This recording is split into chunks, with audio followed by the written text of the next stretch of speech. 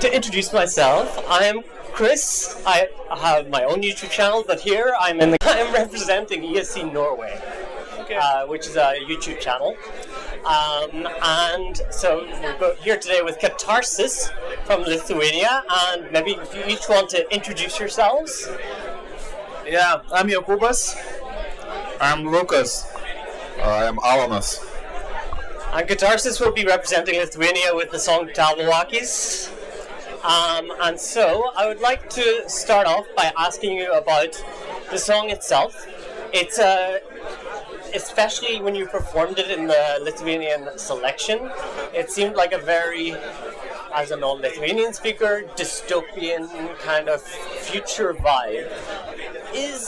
What's the meaning behind the song, its lyrics, and what can you tell us about what you aim to do in Basel with it? The song is more open to interpretation for people to understand it how they want to. The performance too, the dystopian, the dark vibes.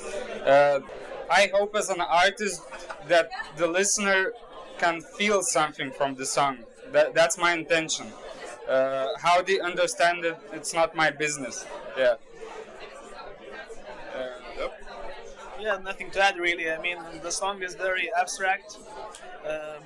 In Lithuania, a lot of people complained that, like, your song has to have a message. It must have a message, but I mean, we don't think that it must have a message. Like Lucas said, the main purpose is to cause an emotion. People must feel something when they listen to it. Yeah, no, I mean, I totally agree with you on that. I think that, art that is people can interpret by themselves and it has many different meanings can be really, really interesting. Yeah, so most of the artists just create the message for the marketing purpose for their songs. Sometimes the songs are the feeling, the experience. I have a message. I know what I wrote it about, but it's my personal thing. How people understand it's their own personal space to listen and understand it like how they want to. Yeah, absolutely. And maybe actually related to that, when you wrote the song, did you have in mind submitting it for Eurovision, or was it just like, oh, this is a great song and we're going to try to see what we can do with it? No, I just wrote it like any other song, like 2 years ago, and then it wasn't completed. It wasn't in this stage that it is now. But then I scrapped it. I thought it is too heavy. It is too bombastic. I don't know. Yeah, like too bombastic for the discography at that time for singles. Yeah, and then we thought about Eurovision, going to Eurovision, and I think it was a good choice because it was like an edgy choice. It was the most strong and mad song I have ever written, and going to TV with that song felt like a good statement. Yeah, and then we chose it.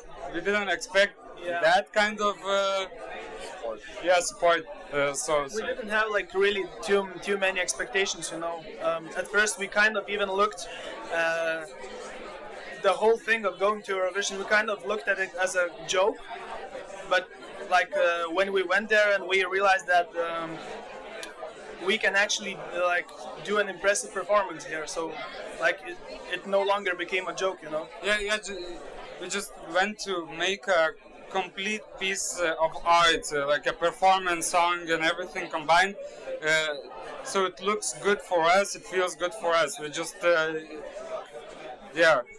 we just tried to do that. We didn't do it as a joke. Yeah. At first, the first idea was kind of going to Eurovision. Okay, cool. So that then leads me on to Eurovision itself. You guys are in the first semi-final, right? Second. Second. Oh, my mistake. I'm very confused with the semi-finals. And so you have the deadline for staging, for those that don't know, has passed, so you submitted it. Yeah. Obviously, you can't tell us too much about the details of it, but can you give some hints about how you may want to represent, or how you will represent the song on stage? we're trying to keep the same vibe as our previous performance was. So yeah, we're just trying to adapt to the different stage and staging. There's a catwalk and all that. So there's that, I guess. Yeah, we don't really want to do anything too bombastic, you know. We just want to keep the same simple kind of. Yeah, and then people chose for us to go to Eurovision with that performance, so we're trying to keep it that way.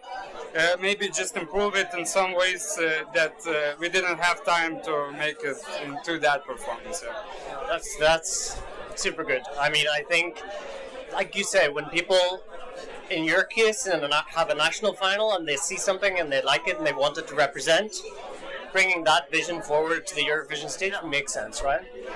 So that's really great. Good to hear. I will finish off with a question, a couple of like rapid fire questions. The first one: do you prefer chaos or calm? Each of you. Calm. Calm. Yeah. Calm. Okay, 3 calms. Day or night? Night. Night. Night. Okay, 3 out of 3. Radiohead or Nirvana? Radiohead. Radiohead. Radiohead. Wow, 3 out of 3 again. Okay, nice. And final one: dog or cat? Cat. Dog. Cat. Okay, so you have two on one. Nice. Well, thank you very much for taking the time to share your song and your thoughts with us, me, Chris, and ESC Norway as well. And we're really looking forward to the second semi and wishing you all the best. Thank you. Do you have a message to people in Norway, but to also, I live in Belgium and I'm Irish, so to the fans in Europe in general that are going to be watching the second semi and the final? Our general message for all the people is to be happy. Yeah. Be happy and have your own opinion. Yeah, absolutely. Yeah. And then be healthy. Yeah. Be yourself. I love it. Great. Well, thank you so much for taking the time once again, and yeah, I really appreciate it.